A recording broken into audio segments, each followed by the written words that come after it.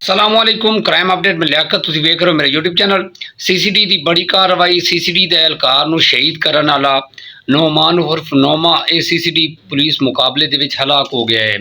ये कितने बंदे है सन और ये किहड़ी जगह ते ये मुकाबला होया है, मुकम्मल तफसील के नाल डिस्कस करेंगे। साडे चैनल सब्सक्राइब करो, बेल आइकन बटन प्रेस करो और कमेंट विच इज़हार ख्याल लाजमी करना। जी दोस्तों, पिछले दिनों के जलालपुर जट्टां दे विच एक सीसीडी एहलकार है सी सैयद फयाज शाह साहब। उसनूं काल हुई कि इस तरह का जिहड़ा एक डकैत है वो इस एरिए दे विच है, जलालपुर जट्टां दे एरिए दे विच वो रुपोश है और इस जगह ते जिहड़ा ना है वो सैयद फयाज शाह साहब जिहड़ा इसका ताकुब किया। जो इतला साडे कोल आईयां ने और उत्थे इन्हां ने दो बंदे आए सी, इन्हां ने उत्थे फायरिंग की। फायरिंग करने वाला ये नोमान उर्फ नोमा है सी। उत्थे सैयद फयाज शाह साहब जिहड़े शदीद जख्मी हुए सी। बाद दे विच अजीज भट्टी शहीद हॉस्पिटल उन्होंने शिफ्ट किया गया। जख्मां दी ताब ना लांदे होए वो उत्थे शहीद हो गए सी। बाद दे विच सीसीडी डायरैक्टर सुहेल जफर चट्टर साहब ने जनाजा भी पढ़िया और उन्होंने घर ताज़ियत भी की सी और उत्थे उन्होंने प्रेस कॉन्फ्रेंस की सी कि जल्द अज जल्द इन्हां दा जिहड़ा कातिल है उसनूं कैफे किरदार तक पहुँचाया जाए। और बाद दे विच पुलिस हरकत आई, सीसीडी इदारे हरकत आए और इंटैलीजेंस ने भी कार्रवाई करना शुरू कर दी। नोमान उर्फ नोमा रुपोश हो गया सी, उत्थे मौके तो फरार होया सी। बाद दे विच ये चला गया बलूचिस्तान। इंटैलीजेंस इसका ताकुब करती रही, अपना इसकी ट्रेसिंग शुरू कर दी।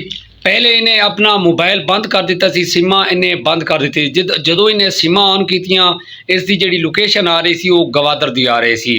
सीसीडी पुलिस के एहलकार जिहड़े आए सन कुछ वो उत्थे गए ने और कुछ बलोचिस्तान की पुलिस है सी। उत्थे पता चला कि गवादर के एरिए के रुपोश है और ये डंकी ला के फरार होना चाहता है, किसी और मुल्क जाना चाहता है। इसकी कोशिश है सी और इस दे नाल और ही साथी है सी। और ये जी सिम जदों इन्हें ऑन किए उस लोकेशन ते जदों सीसीडी एहलकार पहुंचे ने तो इन्होंने पुलिस पार्टी ते फायरिंग शुरू कर दी।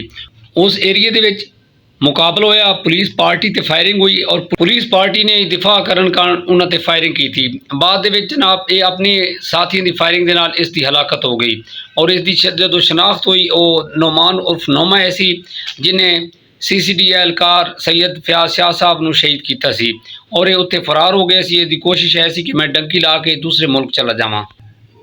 बड़ी खुशकिस्मती की गल है कि इंटैलीजेंस इदारियां ने इस नूं ट्रेस किया और सीसीडी ने इस नूं कैफे किरदार तक पहुँचाया। नोमान उर्फ नोमा पहले जेल रह चुका है सी। बाद दे विच जदों ये बाहर आया इसने फिर जराइम की दुनिया दे विच कदम रख दिता और ये बाज नहीं आया। एप्रीशिएट करने सीसीडी पुलिस नूं कि उन्होंने फिल फौर ताकुब किया और 2 हफ्ते के विच इस नूं कैफे किरदार तक पहुँचाया। ये जराइम की दुनिया के डॉन है सी, इन्हें एक सीसीडी एहलकार नूं शहीद किया सी और बाकी जिहड़े दे साथी है सी वो कुछ फरार हुए ने और टीमां जिहड़ियां ने तश्कील दित्तियां गईयां ने उन्हां नूं गिरफ्तार किया जाए। सीसीडी कमेटी और इंटैलीजेंस के जिहड़े इदारे ने वो ये चीज़ अब चैक कर रहे हैं कि किस तरीके दे नाल ये बलूचिस्तान गया है, ये किस दी मदद दे नाल गया और जिहड़े दे साथी है सन उन्हां दी भी शनाख्त की जा रही है कि वो भी जल्द अज जल्द जिहड़ा है पकड़े जाएंगे और उन्हां नूं कैफे किरदार तक पहुँचाया जाएगा।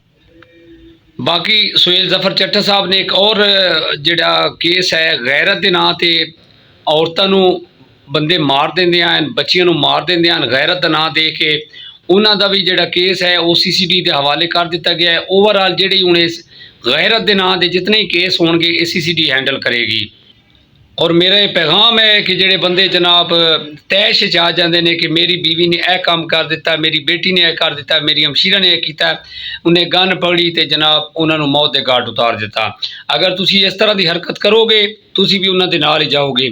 बेहतर यही है कि अगर वो शादी के काबिल है उसकी शादी कर दो, अपनी मर्जी ना करो, उसकी जिहड़ी ख्वाहिश है उसकी जिहड़ी रजामंदी है उस दे नाल चलो।